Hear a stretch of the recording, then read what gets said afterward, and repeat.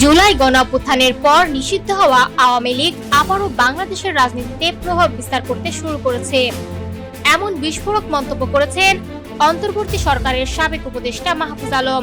মঙ্গলবার দেওয়া এক দীর্ঘ ফেসবুক পোস্টে তিনি দাবি করেন, আওয়ামী লীগ শুধু একটি রাজনৈতিক দল নয়, বরং একটি ধর্মতত্ত্ব, যার প্রতি মানুষের বিশ্বাস আবার ফিরে আসছে। মাহফুজ আলমের ভাষায়, আওয়ামী লীগের প্রত্যাবর্তন শুরু হয়েছিল তখনই যখন 2024-এর আন্দোলনকে 1971-এর চেতনার বিপরীতে দাঁড় করানো হয়। তিনি অভিযোগ করেন, অন্তর্বর্তী সরকারের কিছু অংশ ডানপন্থী শক্তির উত্থানকে উৎসাহ দিয়েছে, আর সেই সুযোগেই আওয়ামী লীগ নতুন করে জায়গা করে নিয়েছে রাজনীতিতে।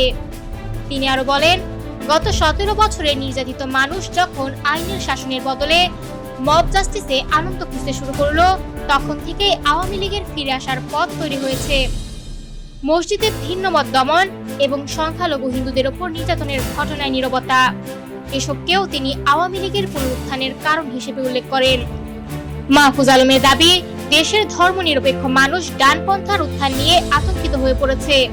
একই সঙ্গে উগ্রবাদীদের সেফ স্পেস দেওয়া হয়েছে, যা আওয়ামী লীগের জন্য সহায়ক হয়েছে। তিনি অন্তর্বর্তী সরকারের কঠোর সমালোচনা করে বলেন, কাঙ্ক্ষিত সংস্কারের বদলে জনগণকে হতাশ করা হয়েছে। ছাত্র আন্দোলন বিপ্লবী শক্তিতে রূপ না নিয়ে লুম্পেন ক্লাব কালচারে পরিণত হয়েছে বলেও মন্তব্য করেন তিনি।